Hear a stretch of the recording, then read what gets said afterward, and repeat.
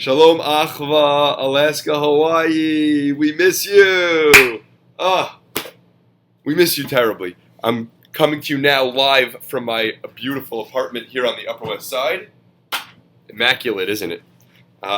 Anyways, we've now been home for about a month and a half. You're now in full school mode. Hope the transition back to school has gone smooth and that it has been fluent.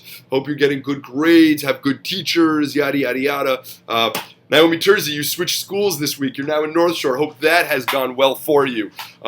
Jordan Balaban, I love your pre-Shabbos texts. And really to all of you, I'm reaching out to all of you, wishing you well.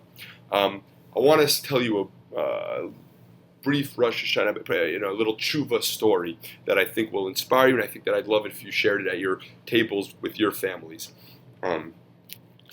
Back in the day, YU Smicha, Yeshiva University has an extensive Smicha program where they provide rabbinic degrees to those who complete the 4-year program.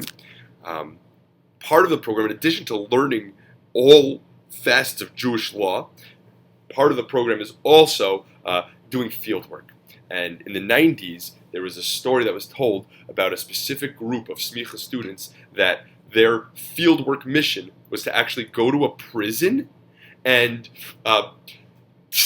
try to inspire inmates in a prison. Wild. And they were going to spend the morning and the afternoon there. And I actually know somebody who was part of this small group of people. It was about 20 people. And I know someone who was there who witnessed the story that I'm telling you now. But anyways, it was their 4th year of Smicha, and they were assigned to go to this prison. And the 20 individual Smicha students went. It was a maximum security prison. And they showed up at this prison. And in the morning program, they were walking from cellar to cellar, trying to talk. Trying to develop some kind of relationship with these inmates, and they spoke to them, and some inmates were responsive, some weren't. There was police officers, protecting these Smicha students, and it was really, really a life-altering experience for these Smicha students. And they went from cell to cell. At lunch, they sat in a separate little wing in the prison, and they ate their lunch. And on the schedule, now that they had walked from cellar to cellar in the morning, the afternoon portion was going to consist of all the inmates sitting together in a room, and one of the Smicha students was going to be selected at random to speak, to offer a speech. They all came prepared, just in case they were the one selected, and one of them was going to offer a nice speech. They put all the names of the Smicha students during lunch. They put all the names in a hat, and they selected one Smicha student out of the hat, and that person was going to be able to speak. And when they selected, they realized the name of the selection, it happened to be, for better or worse terms, I don't know how else to say this, Nebuch, the one who was selected to speak, the dork of the dorks. The guy who was going to get up there, the cheesy guy who was just going to, as soon as his name was selected, all the Smicha students were fearful that this guy was just going to take a beating by these inmates, that he was going to be laughed at and mocked, because he was such a dork, such a loser, a nerd, right?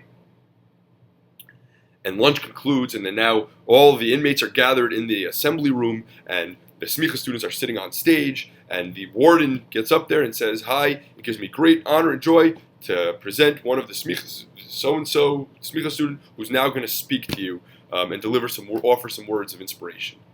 And when the Smicha student gets up and the inmates all see what kind of dork he is, okay, they all begin to laugh.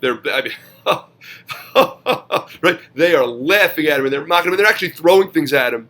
And he starts to walk, and like any dork, right, his shoes are untied, and he takes maybe 5 steps towards the podium, and he falls, trips on his shoelaces, he falls flat on his face. They were laughing. And they see this guy fell down, walking to the podium, and then he finally gets up, and he walks to the podium, and he brushes himself off, and he stands in front of the podium, and he delivers the most motivational speech that these inmates had ever heard in their lives. He got up there, and he said just a few words, one sentence.